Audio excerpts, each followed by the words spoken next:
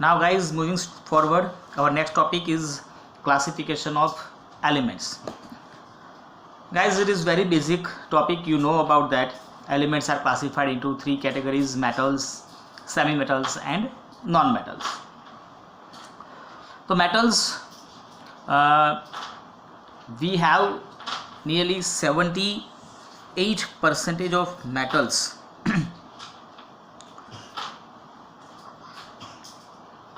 which are on the left hand side of the table. तो जितने elements हैं उनमें से मैक्सिमम जो हैं वो हमारे पास हैं मेटल्स हैं, which are located into the extreme left hand side on the modern periodic table. They are found into S block, D block, F block, and some elements also are found into the P block also.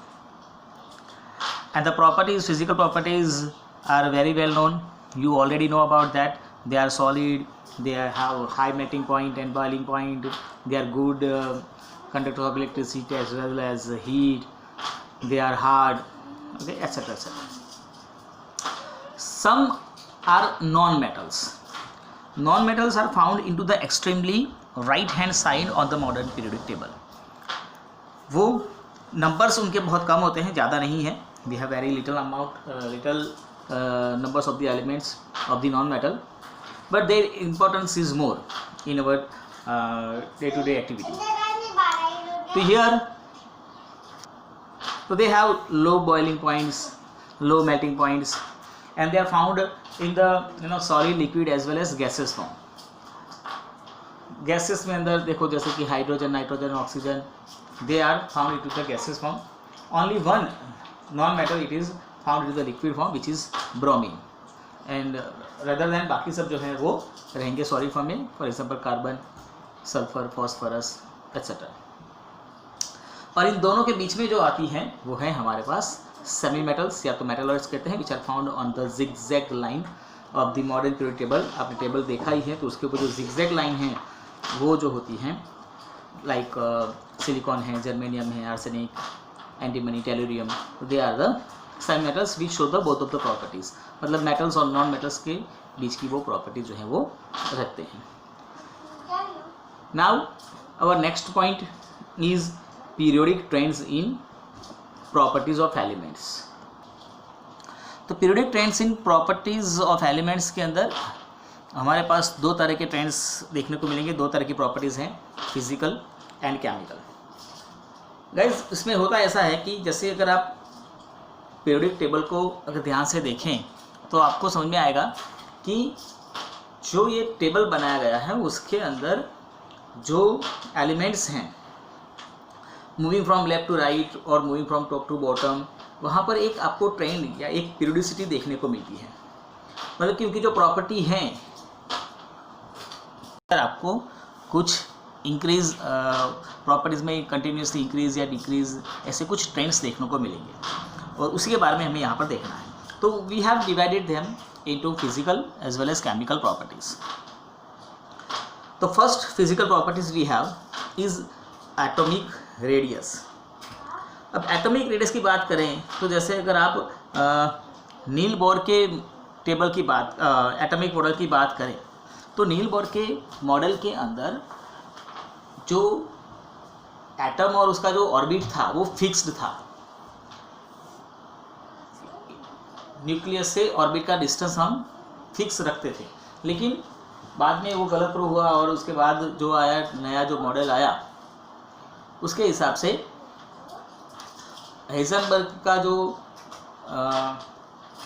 Uncertainty principle था जिसके ऊपर ये table जो था वो based था, तो उसके अंदर हमने देखा था कि एटम का कोई फिक्स्ड ऑर्बिट या फिक्स्ड रेडियस नहीं मिलता है, अनसर्टेन था. हमें इलेक्ट्रॉन कहीं पे भी मिल सकता था, ऐसा अनसर्टेन के प्रिंसिपल के ऊपर ही एटॉमिक मॉडल जो था वो बना. तो we do not have any fixed values of this atomic radius.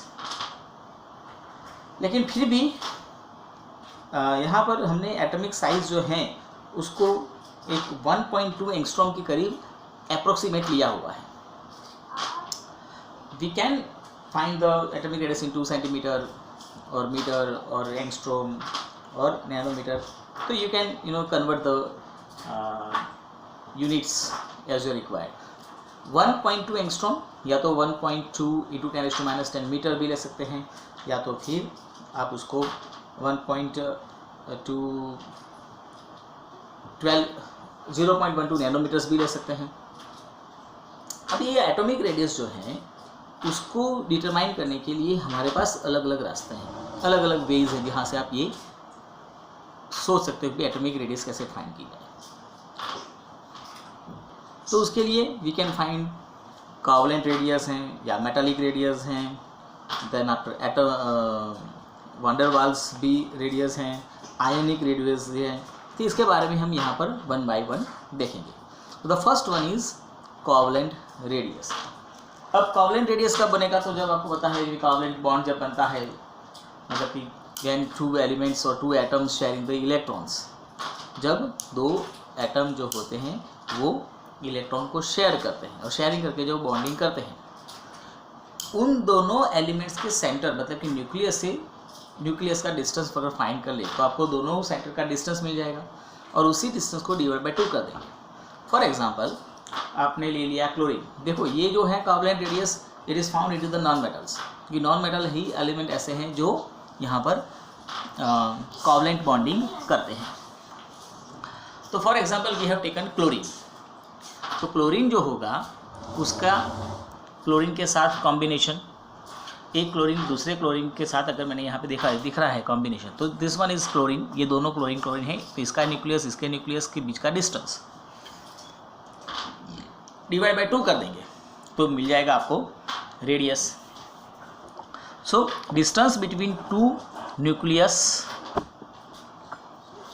We have taken as d and it is measured in 198 picometre. तो दोनों क्लोरीन के न्यूक्लियस के बीच का जो डिस्टेंस है वो मिलता है हमें 198 पिकोमीटर। अब उसको आप डिवाइड बाय 2 कर दो, ठीक है, तो मिल जाएगा 99 picometre. It is the non metal molecules के बीच का रेडियस आपने फाइंड कर लिया, which is known as covalent radius. अब हम इसके ट्रेंड्स की बात करें। ट्रेंड्स इन द सेंस कि भाई क्या होगा इसमें अंदर पीरियडिक टेबल के अंदर जैसे हम अप डाउन मूव होते हैं तो उसके अंदर क्या आपको सीनेरियो देखने को मिलेगा। तो सी हियर मैंने यहाँ पर सेकंड रो ली हुई है, सेकंड पीरियड लिया हुआ है जिसके अंदर है lithium, beryllium, boron, carbon, nitrogen, oxygen and fluorine. And here I have written here the atomic radius in picometer. It is 152 picometer, then 111, 88, 77, 74, 66 and 64. So you can observe here when we are moving from left to right continuously, you can see here the atomic radius is decreasing. 152 से लेकर आप fluorine तक पहुंच जाएंगे 64 हो जाएगा। तो atomic radius जो है वो कंटिन्यूसली यहाँ पर कम होती दिख रही है। और वैसे ही जैसे आप ऊपर से नीचे की तरफ मूव हो रहे हैं, जैसे कि ये lithium, sodium, potassium, rubidium, caesium, तो आप यहाँ पर देखेंगे लिथियम का 152, देन आफ्टर 186, 231, 244 एंड 262 कंटिन्यूअसली इन दोनों के बीच में एटॉमिक यहाँ पर अगर आप देखेंगे कि एटॉमिक रेडियस जो है वो कंटिन्यूअसली इंक्रीज हो रही है। तो moving from left to right atomic radius is decreases, moving from top to bottom atomic size is increasing। तो ऐसा क्यों हो रहा है? Why it is continuously decreasing in the orbit and continuously increasing the group? तो उसके reasons, उसके जो factors हैं अब वो हम डिस्कस कर लेते हैं। तो उसमें फर्स्ट फैक्टर है नंबर्स ऑफ सेल। अब आप देखो कोई आप पीरियड की बात करें अगर, तो moving from left to right we have seen that the atomic size or atomic radius is continuously decreases, but why it is so? क्यों ऐसा हो रहा है? क्योंकि अगर हम यहाँ पर देखें तो शेल के नंबर जो है वो कांस्टेंट रहते हैं, मतलब कि सेकंड नंबर की हमारे पास ये जो पीरियड हैं उसके अंदर लिथियम से लेकर आप beryllium, boron, carbon, nitrogen, oxygen, fluorine तक मूव होते हैं, लेकिन वहाँ पर एटॉमिक शेल जो है वो तो 2 ही रहता है, उसके अंदर इलेक्ट्रॉन्स के नंबर्स इंक्रीज हो रहे हैं, उसके न्यूक्लियस के अंदर प्रोटॉन्स के नंबर इंक्रीज हो रहे हैं by increasing the atomic number. जैसे जैसे हम left to moving from left to right, atomic number increasing, numbers of cell remains constant, numbers of proton increasing, numbers of electron increasing। तो जैसे protons के number increase होंगे, electrons के number increase होंगे, इन दोनों के बीच का जो अट्रैक्शन है वो इंक्रीज हो जाएगा, लेकिन नंबर ऑफ शेल तो उतने ही रहते हैं, 2 के 2, जिससे होगा ये कि न्यूक्लियस जो है वो और ज़्यादा स्ट्रांगली इलेक्ट्रॉन को अपनी तरफ मूव कर अट्रैक्ट करेगा, जिससे एटॉमिक साइज जो है, उसकी जो रेडियस है वो कम होती जाएगी, it will be decreasing and decreases and decreases. Thus we can say that atomic radius is decreasing in the period. Now moving from left top to bottom, अब ऊपर से नीचे जाते हैं तो आप देखेंगे कि नंबर्स ऑफ सेल इंक्रीज होंगे, 2, 3, 4, 5, 6, 7, ऊपर से नीचे तक जाते जाते जाते एटॉमिक नंबर्स इंक्रीज होगा, उसके साथ साथ नंबर्स ऑफ सेल इंक्रीज होंगे। नंबर्स ऑफ सेल इंक्रीज होने से होगा ये कि न्यूक्लियस से आउटर मोस्ट ऑर्बिट जो है, आउटर मोस्ट शेल जो है, उसका डिस्टेंस इंक्रीज होता जाएगा, और उसके साथ साथ एटॉमिक रेडियस जो है वो भी इंक्रीज होगा। सी, जैसे जैसे ऊपर से नीचे आते हैं वैसे वैसे एटॉमिक नंबर भी तो इंक्रीज होता है, उसके साथ साथ नंबर्स ऑफ प्रोटॉन्स और नंबर्स ऑफ इलेक्ट्रॉन भी इंक्रीज होंगे, अट्रैक्शन इंक्रीज होगा, लेकिन नए शेल ऐड होने की वजह से डिस्टेंस जो है वो बढ़ता जाता है, जिससे एटॉमिक रेडियस जो है वो इंक्रीज होती है। So in our atomic modern periodic table, fluorine is the smallest and caesium is the largest element. क्यों? क्योंकि आप देखें कि moving from left to right, fluorine जो है वो राइट में, एक्सट्रीम राइट में आएगा, और उसके नीचे जाएंगे तो भी इंक्रीज होता जाएगा एटॉमिक साइज, इसलिए फ्लोरीन जो है वो स्मॉलेस्ट बनता है, जबकि सीजियम जो है वो लार्जेस्ट एलिमेंट बनता है। सेकंड फैक्टर है न्यूक्लियर चार्ज।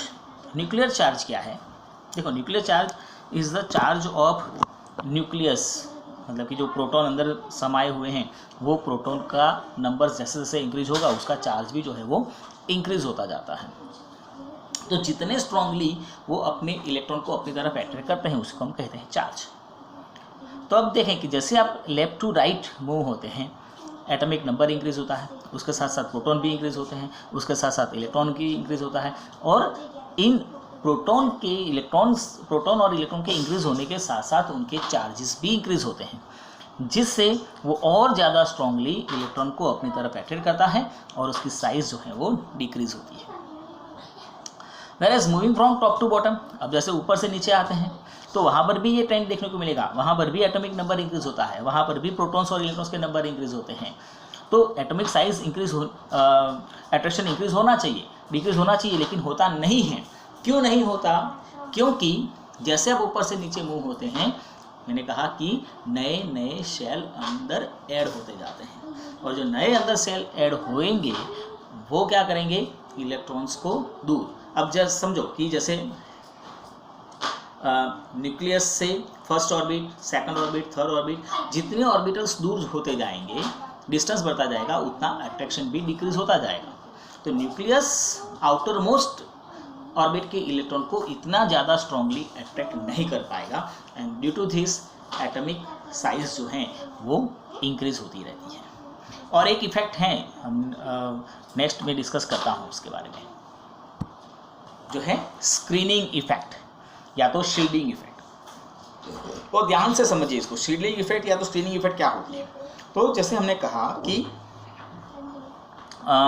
इलेक्ट्रॉन्स जो है वो न्यूक्लियस से अट्रैक्टेड होते हैं, न्यूक्लियस हर एक इलेक्ट्रॉन को अपनी तरफ अट्रैक्ट करता है, ठीक है, लेकिन जैसे जैसे नंबर्स ऑफ ऑर्बिट्स या तो नंबर्स ऑफ शेल्स इंक्रीज होते जाएंगे, अंदर वाले इलेक्ट्रॉन भी इंक्रीज होते जाएंगे, और वो अंदर वाले इलेक्ट्रॉन जो हैं वो आउटर मोस्ट ऑर्बिट के जो इलेक्ट्रॉन हैं उनको थोड़ा अपोज करते हैं, मतलब उनको थोड़ा दूर करने का ट्राई करते हैं, उसको कहते हैं अपन शील्डिंग इफेक्ट या तो स्क्रीनिंग इफेक्ट। जैसे डिफाइन समझिए पहले कि the electron filled in the inner energy levels, जो इलेक्ट्रॉन अंदर के एनर्जी लेवल्स में हैं, दे सर्व शील्ड टू आउटर इलेक्ट्रॉन, वो बाहर वाले इलेक्ट्रॉन को दूर धकेलते हैं, दूर धक्का लगाते हैं, बीच increase the atomic size. Normally क्या होगा भाई, इलेक्ट्रॉन इलेक्ट्रॉन के बीच में अट्रैक्शन नहीं होगा, रिपल्शन फोर्स होता है।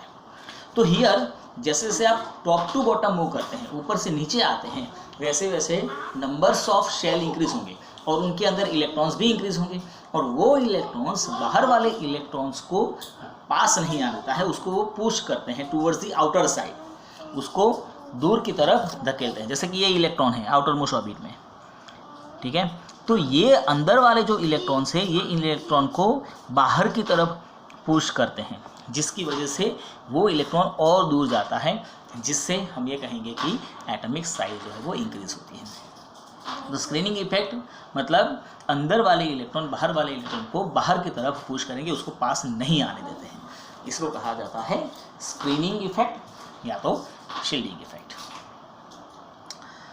And one more terms we have here, effective nuclear charge. Effective nuclear charge क्या आता है बच्चों? It is the force applied by nucleus on the outermost electron when all the inner electron are removed। मतलब अगर अंदर वाले सभी electrons को हम निकाल दें, ऐसा मान लेते हैं कि अंदर वाले कोई इलेक्ट्रॉन नहीं है, तब न्यूक्लियस का जो भी इलेक्ट्रॉन के ऊपर फोर्स अप्लाई होता है उसको कहा जाता है effective nuclear charge, which is represent by E star. जब अंदर वाले सभी इलेक्ट्रॉन को हम हटा देते हैं और फिर जो नेट चार्ज न्यूक्लियस से इलेक्ट्रॉन के ऊपर लगता है उसको कहा जाता है effective nuclear charge. So trends देख लें बच्चों, लेफ्ट टू राइट, जैसे अपन लेफ्ट टू राइट मूव होंगे, numbers of cell increase, numbers of cell जो है वो सेम रहते हैं, उसके साथ साथ एटॉमिक नंबर इंक्रीज होता है। एटॉमिक नंबर इंक्रीज होने से प्रोटॉन और इलेक्ट्रॉन्स के नंबर इंक्रीज होंगे, न्यूक्लियर चार्ज इंक्रीज होगा और एटॉमिक साइज डिक्रीज हो जाएगा। In case of top to bottom, numbers of cell increase होंगे, एटॉमिक नंबर इंक्रीज होगा, प्रोटॉन भी इंक्रीज होंगे, इलेक्ट्रॉन भी इंक्रीज होगा, न्यूक्लियर चार्ज भी इंक्रीज होगा, लेकिन यहाँ पर स्क्रीनिंग इफेक्ट जो है वो इंक्रीज हो जाती है, जिसकी वजह से आउटर मोस्ट ऑर्बिट का इलेक्ट्रॉन जो है वो दूर चले जाते हैं और जिससे एटॉमिक साइज जो है वो इंक्रीज होता है।